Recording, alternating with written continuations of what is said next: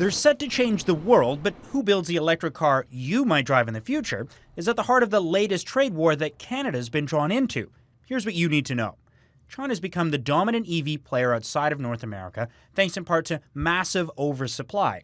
They have the capacity to make half the world's cars, 4 times what the US can make, a market intertwined with the Canadian producers. But annual demand in China is only 25 million cars, meaning 15 million can be exported at prices as cheap as 20 grand a car. We're competing against China's balance sheet as a country and its national geopolitical intent of getting market share in the 2 most lucrative markets in the world, Europe and North America. That mindset has pushed the Americans to implement new tariffs, going from 25% on Chinese EVs in 2022 up to 100% this year. And the Europeans are following suit, but not going as far as Washington, implementing tariffs on EV companies as high as 38%.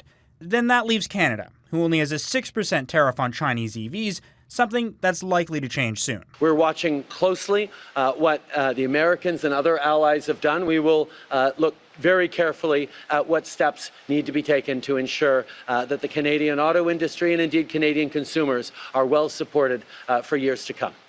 A domestic industry that Trudeau and Ontario Premier Doug Ford have dumped $46 billion worth of subsidies into to try and protect Canadian jobs and national security, an argument the Americans are likely to press Trudeau on. It's important to align ourselves as best possible since we're such significant trading partners and partners. Not always an easy thing to do. If Canada hopes to keep Chinese EVs out, North American production will likely need to increase rapidly if the federal government's recent law requiring all new vehicle sales by 2030 to be electric will actually be feasible.